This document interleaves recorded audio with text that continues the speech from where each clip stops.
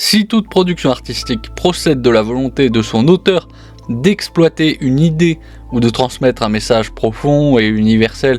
à un large public, encore faut-il que ce même auteur soit capable de lui donner une forme suffisamment cohérente pour que le public comprenne, mais aussi qui soit assez élégante pour que le public puisse prendre plaisir à la comprendre. Or aujourd'hui ça tombe bien, j'ai trouvé l'illustration parfaite d'une production cinématographique qui échoue lamentablement sur ces deux points. Sauf que c'est ballot pour ceux qui l'ont créée, parce qu'elle est liée à l'une des franchises les plus lucratives de ces dernières années, une franchise qui n'est rien de moins que Star Wars.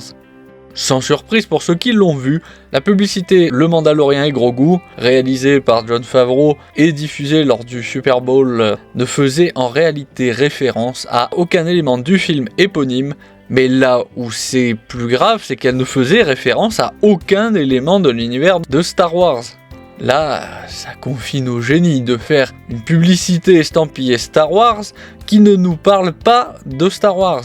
mais plutôt des publicités du Super Bowl à travers l'histoire, car oui, si vous n'avez pas compris, ce trailer, c'est tout à fait normal, puisque vous n'êtes pas américain, ou alors que vous n'êtes pas un grand fan du Super Bowl.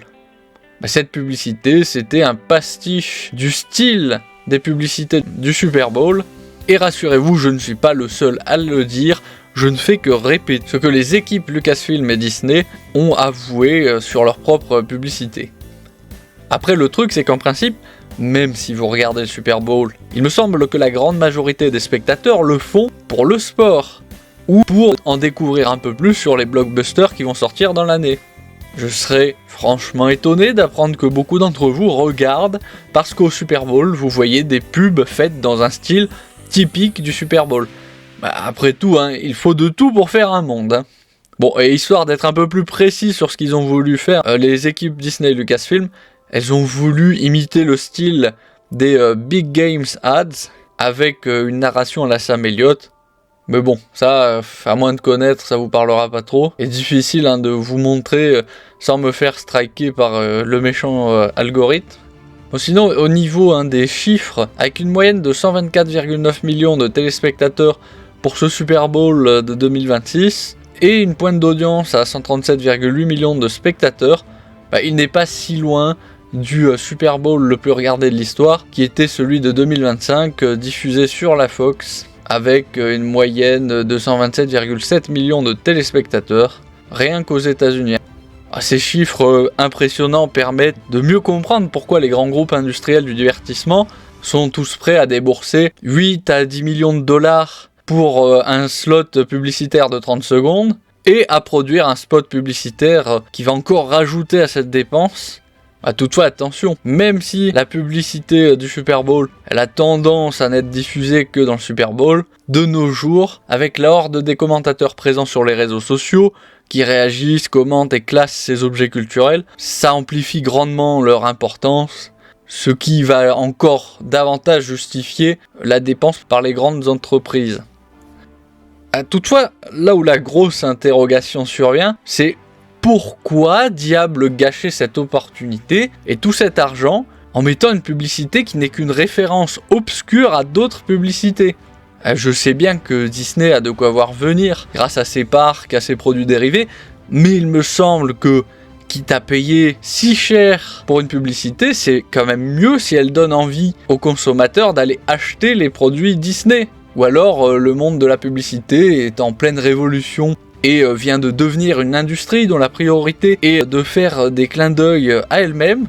juste pour le plaisir de se congratuler elle-même. Ça, de nos jours, qui peut le dire. Après bon, ça m'étonnerait que ce soit une tendance qui dure très longtemps, surtout qu'en regardant l'évolution de la popularité de Star Wars, on comprend bien que Disney a complètement grillé sa réserve de mémo myrtilles, a grillé tout le stock de nostalgie du public, et n'a plus aucune idée pour créer un produit Star Wars inédit qui plairait réellement au public des fans de Star Wars.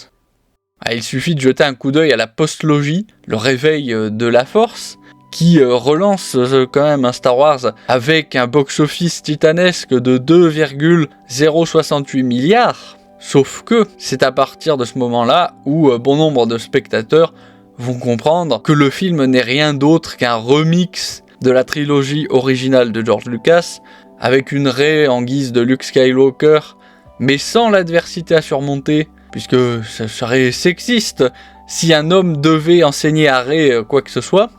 Le 8e film Star Wars, lui, le retour du Jedi, se prend une gamelle monumentale par rapport à son prédécesseur, avec 1,322 milliard au box-office.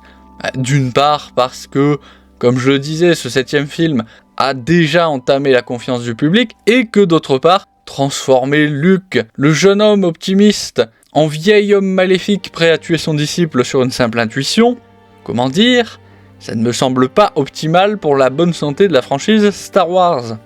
Surtout que tout ça, tous ces choix scénaristiques n'ont été faits que dans le but de rendre Rey encore plus admirable. Ils ont mis Luke plus bactère dans l'espoir que le public trouverait Rey incroyable en comparaison.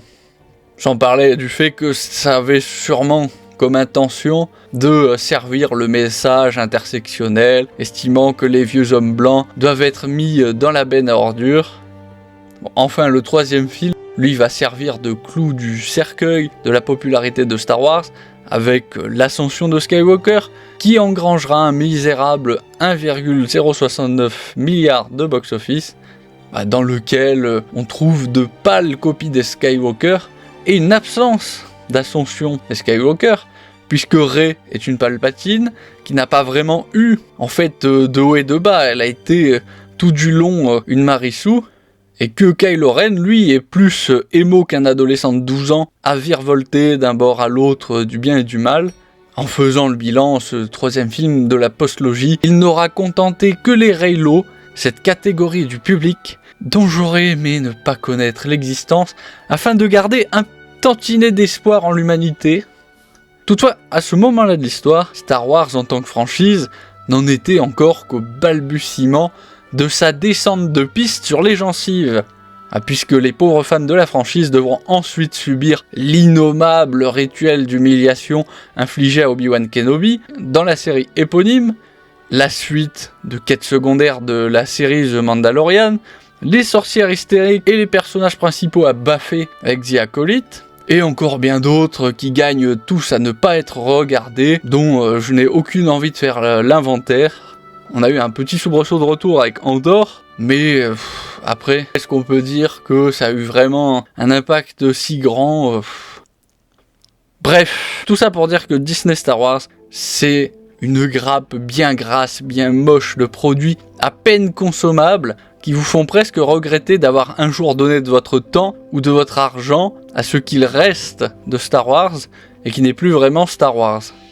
Et si je fais cette petite vidéo, c'est justement parce que pour moi, ce spot publicitaire du Super Bowl, c'est une illustration de cette triste tendance selon laquelle Disney sort des produits Star Wars fabriqués par des personnes qui n'aiment pas réellement Star Wars et qui ne veulent que nous gaver, soit de leur idéologie comme Kathleen Kennedy, ou de leur pitrerie, de leurs petits caprices comme Ryan Johnson, le roi incontesté des trolls. Tout ça pour dire que ce début d'année 2026 ne présage rien de bon quant à l'incapacité de Disney à nous donner des produits cinématographiques Star Wars dignes de la franchise à laquelle ils sont censés être reliés. Bref, sur ce, abonnez-vous, mettez un pouce bleu, activez la cloche des notifications, laissez un commentaire pour faire savoir ce que vous avez pu penser de cette vidéo, et je vous retrouve au fil de l'actualité.